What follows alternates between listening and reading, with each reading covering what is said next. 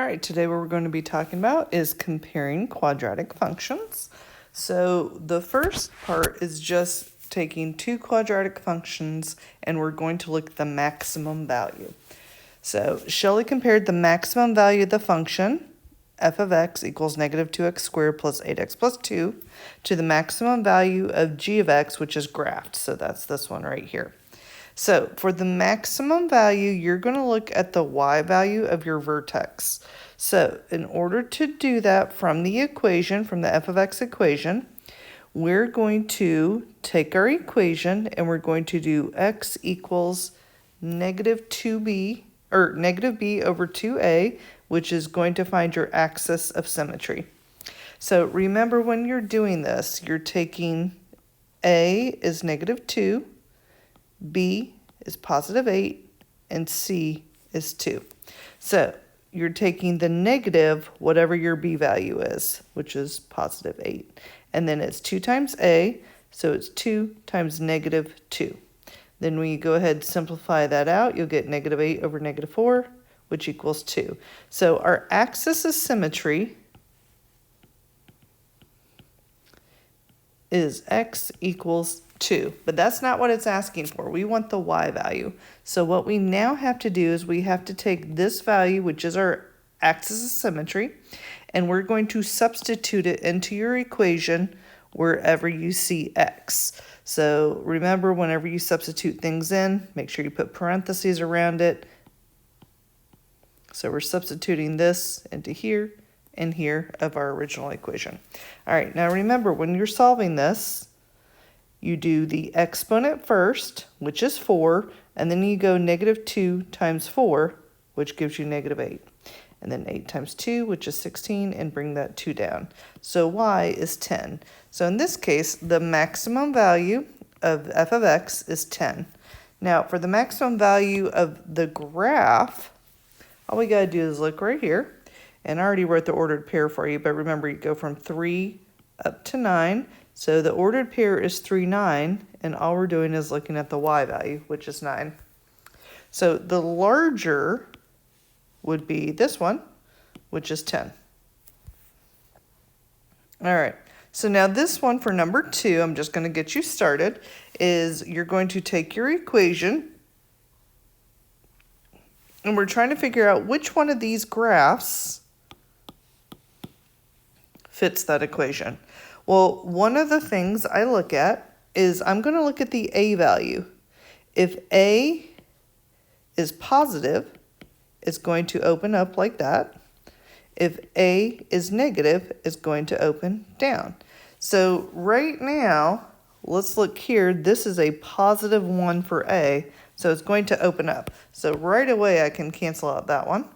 And then I'm going to look at another distinguishing feature that's pretty easy, is your c value. Your c value is your y-intercept.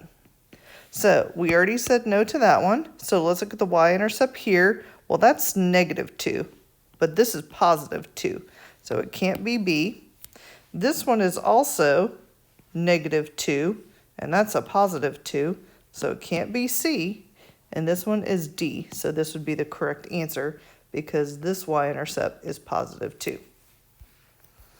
All right, now I didn't do the whole table for this one. You're going to finish it, but I did part of it for you. So Patrick compared this function, the f of x function, to the g of x function, but for g of x, it doesn't tell us the equation. We have to translate it. So g of x equals the product, so this is where you're multiplying, of x plus 5. So x plus 5, so g of x equals x plus 5, and that's where you're going to put this other set, the quantity x minus 2. So since it says product, that's why we're multiplying these two together. All right. So this is the equation, and to find the minimum value, you first have to do the axis of symmetry by doing negative b over 2a, and when you substitute in that value, but wait, how do I know what the values are? Well, we're going to have to actually come down here, and we've got to get our equation. And the reason we had to do this first was so we know what A, B, and C are to plug in to here. So what we're going to do is we're going to take this and we're actually going to distribute and multiply it all out. So that's all I did here. And then x times -2, and then 5 times x, and then 5 times -2, which is 10. Combine your like terms, which give you 3. So now we know, okay, so here's what B is. B is 3. And then we know A is 1. And now we can substitute that in and we'll get -3/2 or -1.5. Now that we know what x is, now we can take this and substitute it back into our equation right here and right here. So that's all we're doing is taking our x value and substituting that in. And when you do that, you will get -12.25. Your y-intercept is your c value. So it's 0, -10. And then now to get your x-intercepts, you have to factor and then solve. So what now we can come back up here and we're going to use this part because it's already factored and do x plus 5 equals 0. And we're going to use this part, which is x minus 2 equals 0, and solve for each one. So we'll go x equals -5, x equals 2, and then put it as an ordered pair. So in this one, we actually had to do this part first because we need this information to do those two. And we need this information for this one. Now once you got that, then we can take this information and use that to factor. All right, so what you're going to do, it already gave you the equation, so you don't have to worry about doing this part, but you do need to do the rest. And then once you're done with that, you're going to answer the questions, which statement is true about these two functions. So you're going to look at the vertex for both, which would be these. You're going to look at the y-intercept for both, which would be these. And then you're going to figure out which one has the greatest, or sorry, f of x has the largest, which would be this one, or g of x has the largest. So you got to look at those and compare and see which one's what.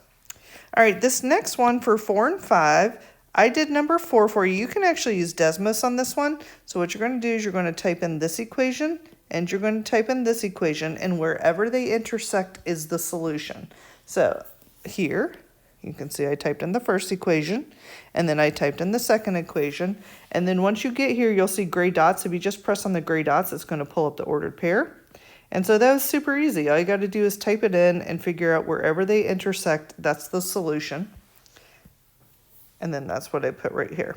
So you're going to go ahead and you're going to find the intersection using Desmos between this equation and this equation.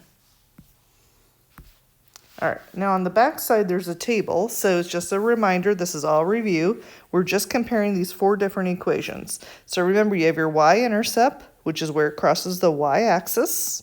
You have your x-intercepts, which is where it crosses the x-axis. You have your axis of symmetry, so that's your x equals -b over 2a. And that's where it goes halfway down, so if you were to fold, you have equal parts on each side. And then the vertex is either the maximum or minimum. In this case, it's the maximum. And then this is just where you would sub in your, or solve for x, the axis of symmetry, and then sub it into the equation for y. So this one was all pretty easy because you just had to look at the graph. So that one, we got all the points. All right, but you're going to try this next one. It gives you your equation. You need to tell me what the c value is. Well, it's pretty easy. It's -8. It says it right there.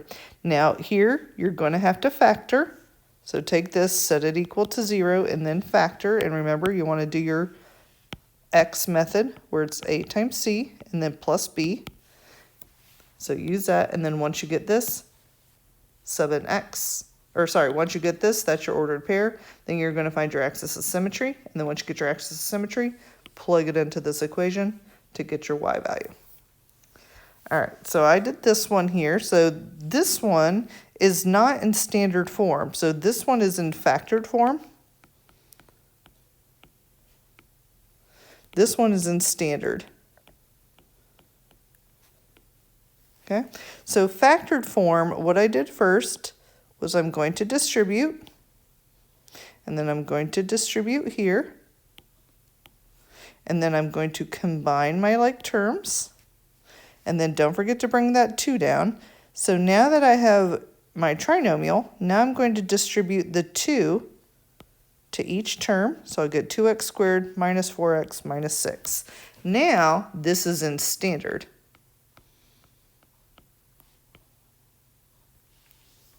Now that I have this in standard, now I can go ahead and answer this question because it's your C value.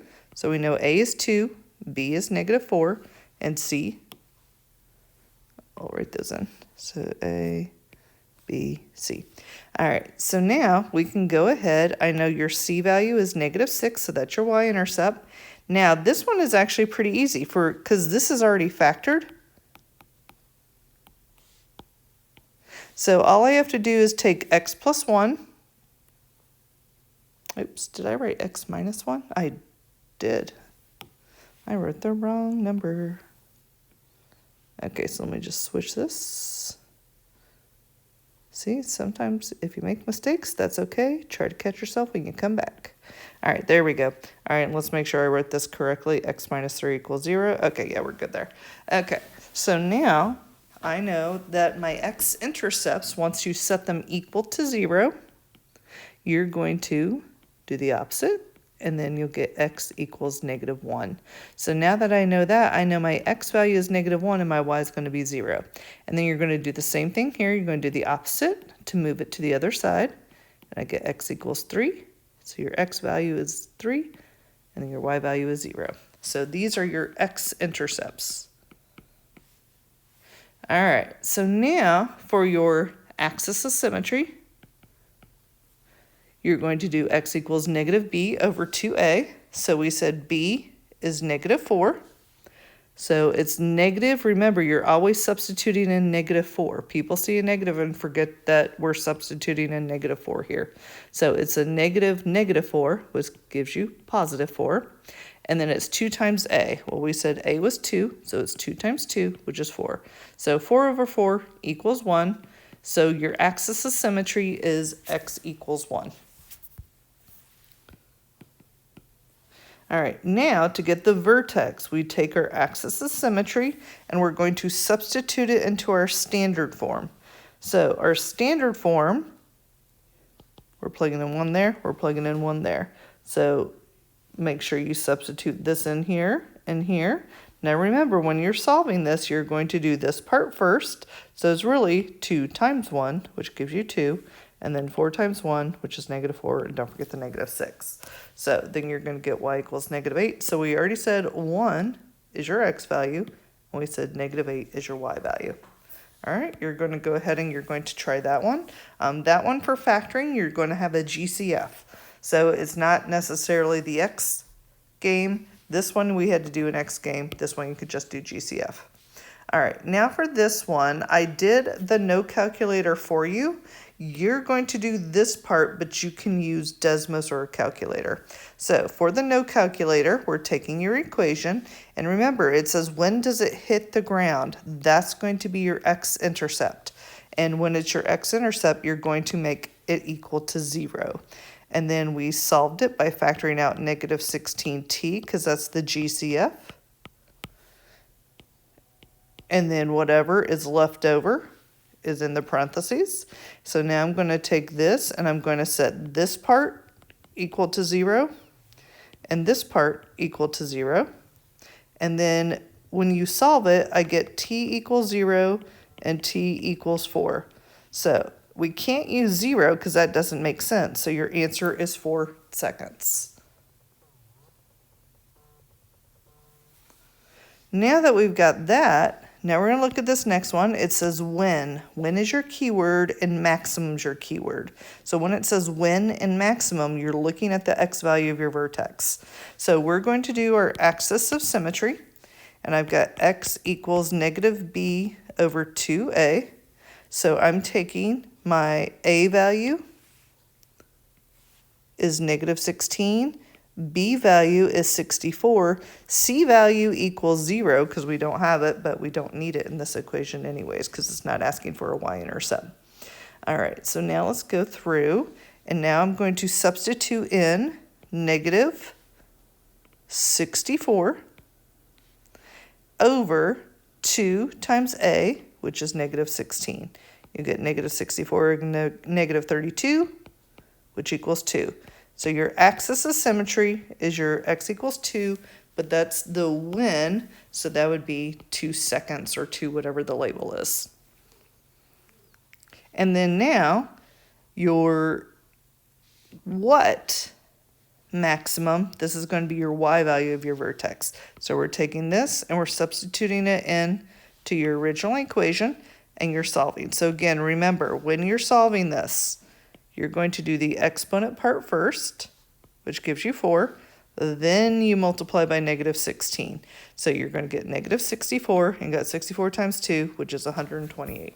So that would be 64, whatever your unit would be. We could say feet, or whatever. I guess it doesn't really say.